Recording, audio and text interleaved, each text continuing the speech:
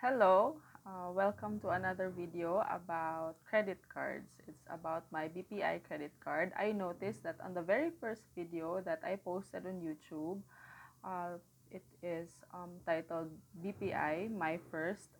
Initially, the reason of me posting that video was to help others who were looking for answers as to how to use their BPI Gold Mastercards just like me, because when I applied for my credit card and when I got my very first credit card, I searched on YouTube as to how I would be able to manage and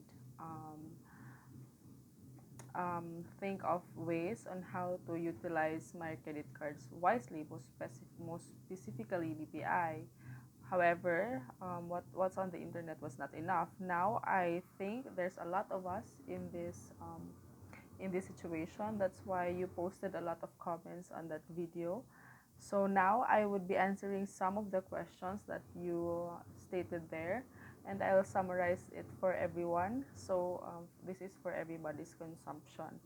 First, BPI actually is widely accepted in all merchants, as I've experienced in my spending and in my transactions here and abroad. Um, BPI is hassle-free. It's actually fuss-free. You could transact using your card, just tap or just swipe and go. Wala masyadong problema. So far, I could have a comparison. I could base something to compare it with because I also have my RCBC credit card, but that's for another video. This video will talk about BPI only. So let me know if you're interested for BPI credit cards, RCBC credit cards rather. So now, one comment there asked, one YouTuber asked, how is BPI in terms of payment? Well, for me, in my experience, when I pay today and for so long as tomorrow is a banking day, immediately the payment is reflected. So, for example, today I pay at 4 p.m. today. Today is a Thursday, and tomorrow is not a holiday. Tomorrow is not a weekend. Kinabukasan, immediately the morning after, your payment is already reflected. So, I like that about them because then I would not wonder, I would not get anxious as to where my payment went, right? So that's it for payment. And now for due date, BPI actually has 21 banking days for you to settle your bills. So for example, in my case, my due date is, my cutoff date is every 21st of the month. So let's say from September 22 to October 21, that's an entire spending period. So ang cutoff ko is on the 21st day of every month. So pagka 22nd day, that's a fresh start. So going back to my example, if the spending period is from September 21 to October 21, babayaran mo yan siya, you count 21 days from October 22. So that would be around the 14th day of the next month.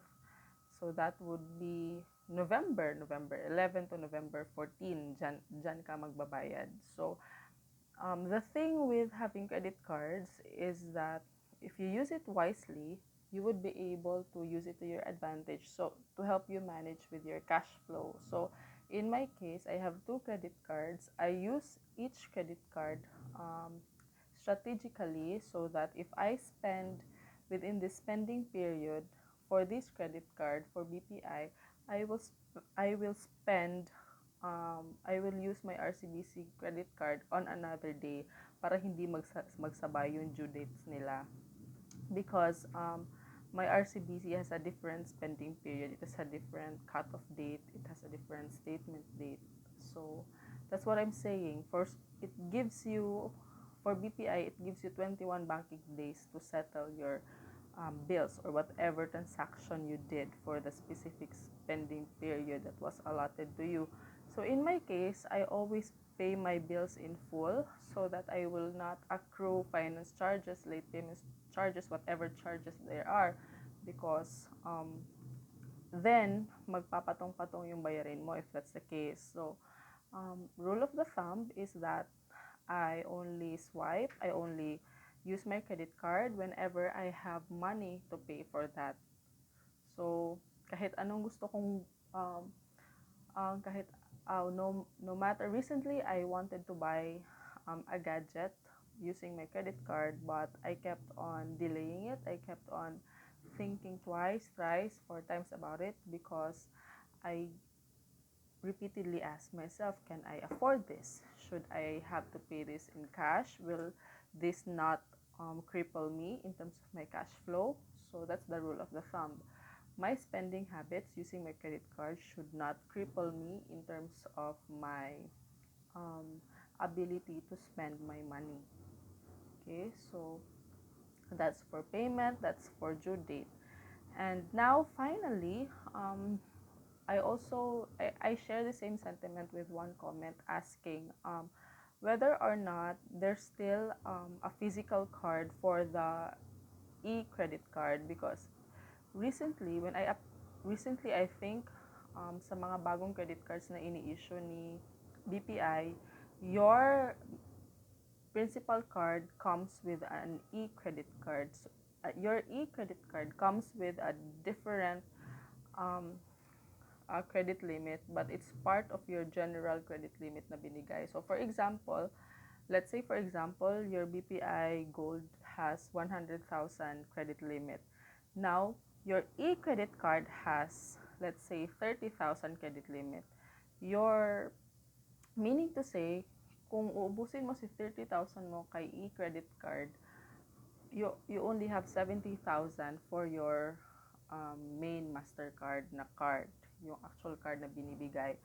The reason for them for giving you that e-credit card is so that you would use this card in your online transactions kasi mas mababa yung credit limit niya. So, when it comes to fraud or when it comes to fraudulent transactions, at least ang mamamax out ng fraudulent person ng fraud is just the 30,000 credit limit, not your entire 100,000 credit limit. But actually, it's not an at least because still you're a victim of fraudulent transactions. We do not want that. So I think that's a good initiative on the part of BPI to provide that avenue kasi we're all about digital transactions. We pay everything online, almost everything online, Mapa, Shopee, Lazada, Foodpanda, Grab, whatever. So if you're going to use your e-credit card, you're on the safer side of that.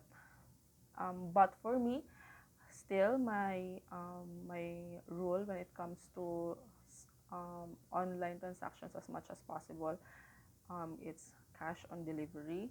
I'm still traditional on that part. I do not use my e-credit card for those online transactions. So I asked BPI whether or not they will give me a physical card for that e-credit card. I asked them via Twitter. They told me they won't be sending that to me anymore.